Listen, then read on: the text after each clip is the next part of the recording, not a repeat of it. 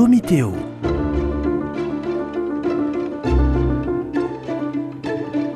Domitéo, un dialogue théologique avec les dominicains de Toulouse. Bonjour frère Édouard. Bonjour frère Louis.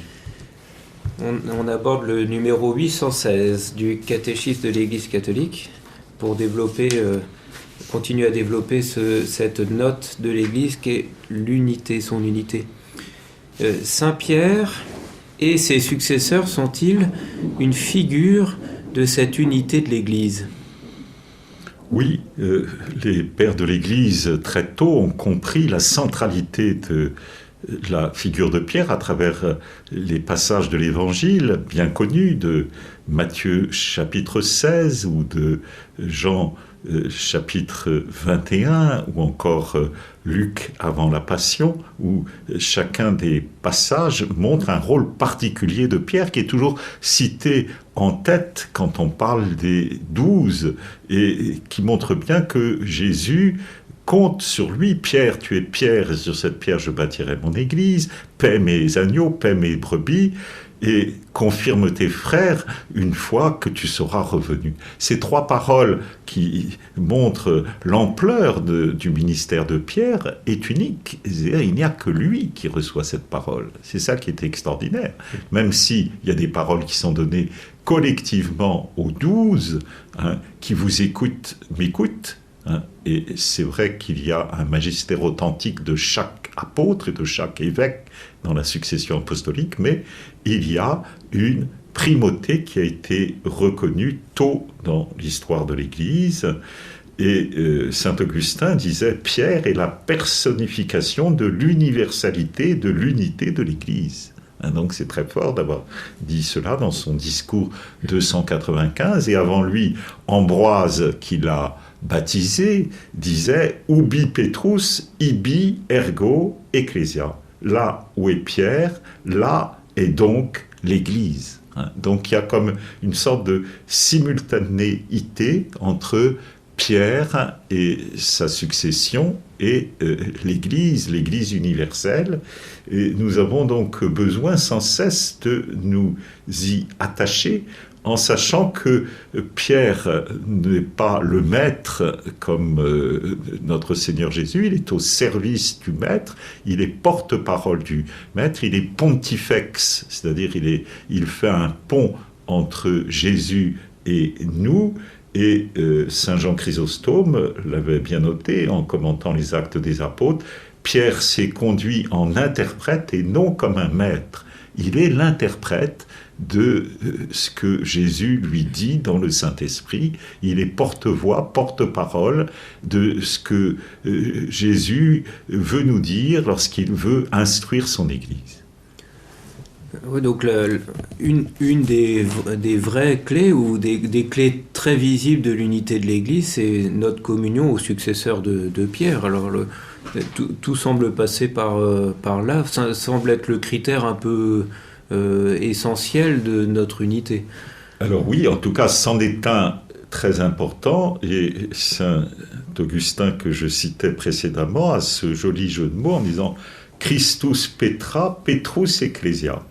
C'est-à-dire le Christ est la pierre et Pétrus, Saint-Pierre, est l'Église.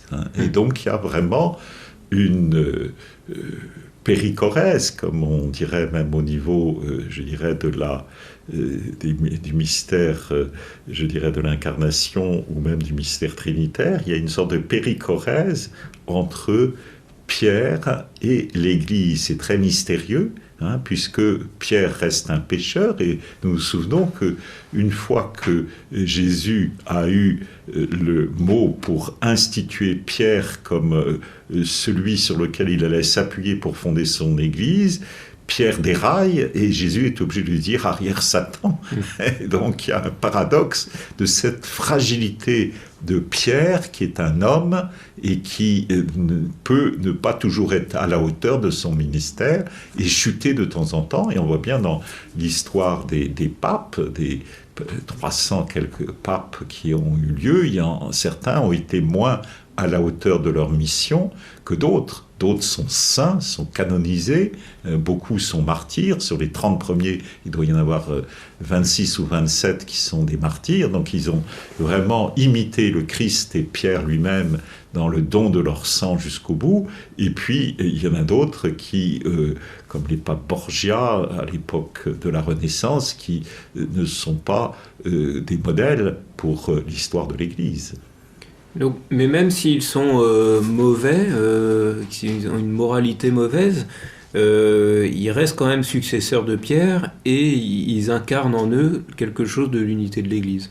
Oui, et c'est ça qui montre que c'est Jésus qui tient la barre, même quand Jésus semble dormir dans la barque, dans le passage des synoptiques où Jésus dort dans la barque, eh bien, finalement, la barque semble tanguer dans les flots dangereux qui pourraient submerger l'embarcation.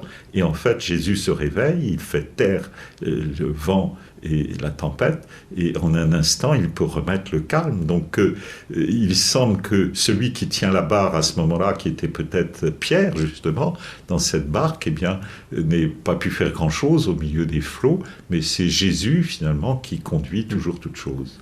Et c'est ça où nous avons besoin de cette alternance entre, je dirais, des pas prophétiques qui nous aident à aller de l'avant, et on sent que Saint Pierre est devant les brebis, qu'il les conduit, puis parfois il peut être seulement derrière, à tirer avec sa grande crosse quelques brebis égarées qu'il essaye de ramener dans le troupeau, et qui a l'air d'être moins un éclaireur qu'un veilleur. Il y a donc des attitudes relativement différentes d'incarner ce ministère de Pierre, avec des hauts et des bas, des défaillances, mais toujours l'Église garde sa confiance et prie pour Pierre. Dans les Actes des Apôtres, il y a un passage émouvant où Pierre est prisonnier par les autorités donc des Juifs qui ont poussé à incarcérer Pierre. Et voilà que dans cette situation où Pierre pourrait mourir, je dirais, prisonnier dans cette mauvaise situation où il passe, eh bien, il y a une délivrance miraculeuse de Pierre. C'est au chapitre 12 de l'épître des Actes des Apôtres, et il y a un ange qui est envoyé à Pierre pour venir le délivrer. Et pendant ce temps où Pierre est en situation très grave, eh bien, on dit que toute la communauté priait pour lui. Et ça, c'est important de le comprendre, que même si les autorités des Juifs ont fait arrêter Pierre, à ce moment-là, il y a cette prière de l'Église. C'est au verset 5. Tandis que Pierre était ainsi gardé en prison, la prière de l'Église s'élevait pour lui vers Dieu sans relâche. Et c'est pour cela que nous avons à cœur de maintenir le nom de Pierre dans chacune de nos Eucharisties. Et c'est là où on voit la dissidence, la désunion, dès que le nom de Pierre n'est plus mentionné. Et de nos jours, c'est simple, c'est le pape prégnant pour lequel nous prions. Au numéro 816, je lis la citation de la Constitution apostolique Lumen Gentium. L'unique Église du Christ est celle que notre Sauveur, après sa résurrection, remit à Pierre pour qu'il en soit le pasteur, qu'il lui confia à lui et aux autres apôtres pour la répandre et la diriger. Cette Église, comme société constituée et organisée dans le monde, est réalisée dans, entre parenthèses, subsistit in, l'Église catholique, gouvernée par le successeur de Pierre et les évêques qui sont en communion avec lui. Cette expression, l'Église est réalisée dans l'Église catholique, à la fois semble très formelle et en même temps semble tout ramener à l'Église catholique en la distinguant des autres églises. Est-ce que tu peux développer ce point ?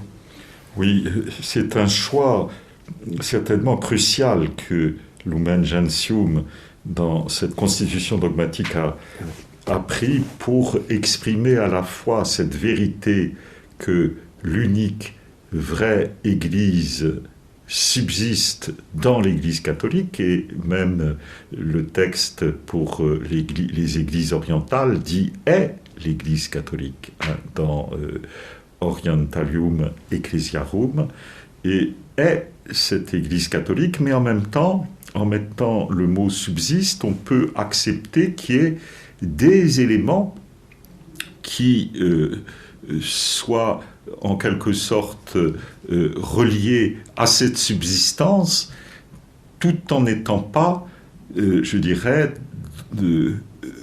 pleinement ce même être. Voyez, c'était délicat pour arriver à dire à la fois l'unité de cette Église catholique et sa vérité totale, et que les autres éléments, qui sont des éléments donc d'unité, de vérité, de grâce, à travers tout ce que vivent les communions séparées, eh bien, vivaient quelque chose de vrai au sein de leur communauté, et étaient reliés d'une manière, je dirais, invisible à cette communauté eucharistique. Et on a utilisé cette expression quelque peu philosophique de la subsistance, mais certains traduisent « se trouve » à la place de « subsistit », en disant « cette Église comme société constituée, organisée dans le monde, se trouve dans l'Église catholique ». Donc on est sûr de la trouver dans l'Église catholique, et les autres éléments qui sont en dehors de l'Église catholique sont relatifs à cette Église catholique. C'est un peu comme en philosophie, quand on parle de la substance et des accidents. Les accidents sont périphériques, mais sont reliés et n'arrivent à se maintenir qu'en lien avec cette substance. C'est très certainement de ce point de vue-là que l'Église a fait ce choix déterminant du subsistit, et qui est unique. Attention, il n'y a qu'une seule subsistance. On ne peut pas dire que, par exemple, l'Église orthodoxe bénéficierait de la même subsistance, puisque nous considérons qu'il y a une désunion, et il y a donc une séparation, et cette désunion fait que les vérités et les réalités bonnes qui sont en elle ne sont bonnes qu'en lien avec cette subsistance dans l'Église catholique. À bientôt, frère Edouard. À bientôt.